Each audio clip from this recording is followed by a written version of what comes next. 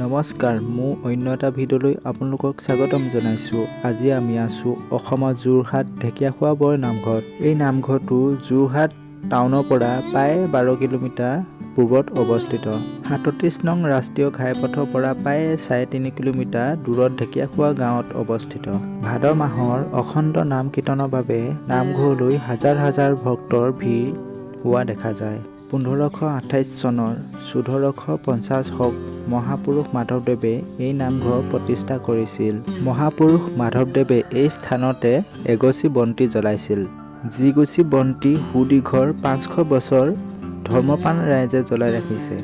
এই বন্তিগছি Asia book of record আৰু India book of record দীৰ্ঘতম সময়ৰ বাবে প্ৰজ্বলিত বন্তি বুলি স্বীকৃতি প্ৰদান কৰিছে।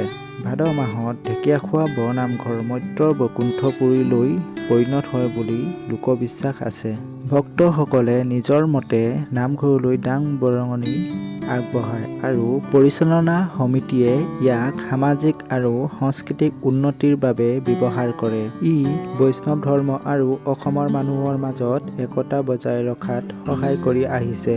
প্ৰবাদ অনুসৰি বৈষ্ণৱ ধৰ্মৰ প্ৰচাৰ কৰি থকা সময়তে অবৈষ্ণৱ সকলৰ প্ৰৰোচনাত পৰি ৰজাই মহাপুৰুষ শংকৰদেৱ আৰু মাধৱদেৱক বন্দী কৰিব খোজাত শংকৰে গুৰুক শিষ্যসকলক আত্মগোপন কৰোৱায়। ৰজাই মাধৱদেৱক জোঁৱায়েকৰ সৈতে বন্দী কৰে। পাছত বিচাৰত জোঁৱায়েকক মৃত্যুদণ্ড দিয়ে আৰু মাধৱদেৱক এৰি দিয়ে।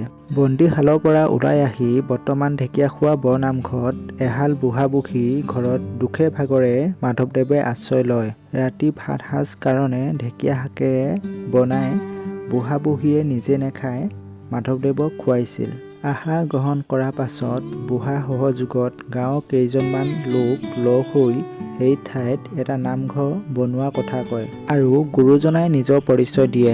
ৰাইজে গুৰুজনাৰ ওচৰত মূৰ দোৱাই সন্মতি প্ৰকাশ কৰে। যি ঠাইত গুৰুজনাই আহাৰ গ্ৰহণ কৰিছিল সেই ঠাইত বৰগছ তলত খুঁটি মাৰি বন্তি প্ৰজ্বলন কৰি নামঘৰ স্থাপন কৰে। তেতিয়াৰ পৰাই এই নামঘৰটোৰ লগতে অঞ্চলটো ঢেকীয়াখোৱা হয়। মহাপুৰুষ মাধৱদেৱে সেই ঠাই ত্যাগ কৰাৰ পাছত বুঢ়া-বুঢ়ীৰ মৃত্যু হয় আৰু ৰাইজে সেই ঠাইতে খেৰ বাঁহৰ নামঘৰ সাজি বুঢ়া নামঘৰ নাম দিলে আৰু প্ৰত্যেক বছৰৰ ভাদ মাহৰ গুৰুজনাৰ আৰ্হিৰে পালনাম গাবলৈ ধৰিলে। কালক্ৰমত কাঠ বাঁহেৰে নিৰ্মিত এই নামঘৰটোৱেই আটকধুনীয়া ঢেকীয়াখোৱাৰ বৰনামঘৰ হিচাপে প্ৰখ্যাত।